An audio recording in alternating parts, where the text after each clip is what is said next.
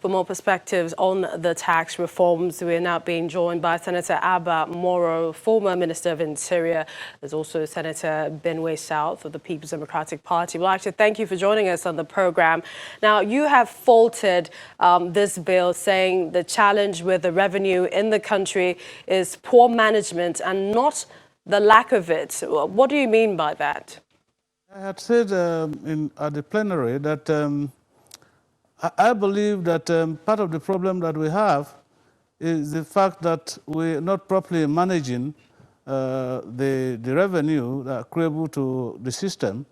And so when we predicate our argument on the increment in VAT on the premises that we need more revenue, I think that some of us think that we must find ways of properly managing even what we have, because even the comparison with other countries that have been made, I made bold to say that we're making comparisons with government and systems that work for everybody. And so if our system is not working here and we are asked to pay more tax and the rest of them, I think it is not an appropriate analogy for that kind of situation. And so we had our reservations about the need to increase VAT and the rest of them. But again, you know, we are a parliament of people, and once majority thinks otherwise, we as Democrats definitely Senator, if poor management is the problem, how do you think we can solve that? Because most people feel that, I mean, you're an opposition senator and you're coming from the standpoint of an opposition rather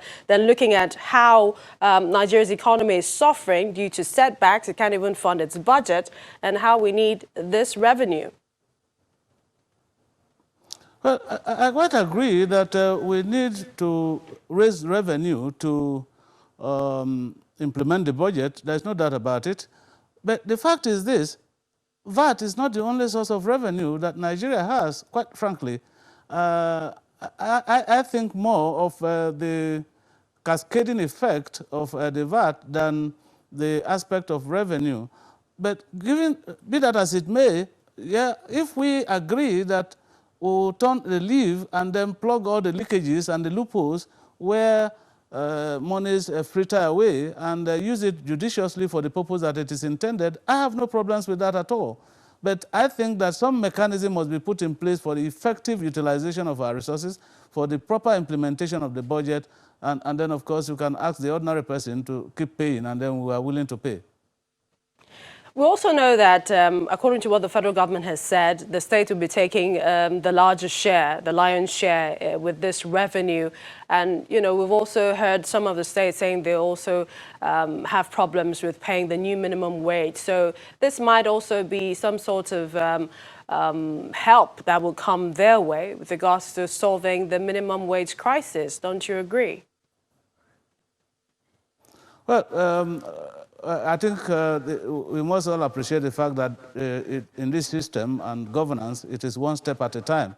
You will recall that Mr. President provided for this VAT increment in his budget, and subsequently we now say, okay, if we do not align the tax regime with the budget that the President has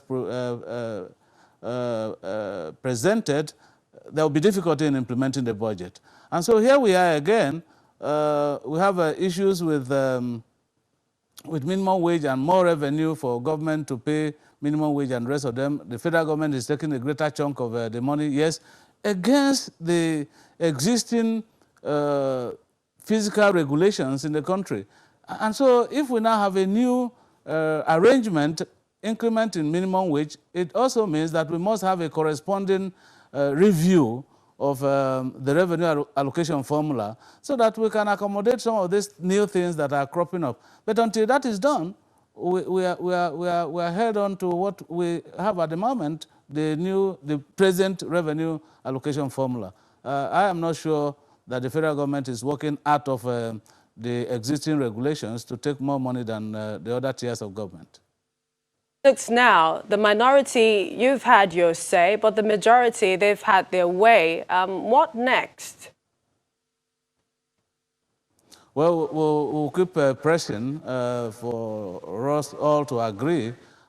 This Ninth Assembly, especially the Senate, has insisted that we must when it comes to national questions, we must approach issues dispassionately on a bipartisan way and not putting the party before the country. And so, as a minority in the House, in the Senate, we will continue to impress it on our colleagues on the need for us to put the country first. And when it comes to issues of survival and the existence of our corporate Nigeria, I think majority of Nigerians are patriotic enough, especially senators, to ensure that we put the country above party. We'd like to appreciate your time, Senator Abba Moro. Thank you for joining us on the program. Thank you very much. Thank you for having me.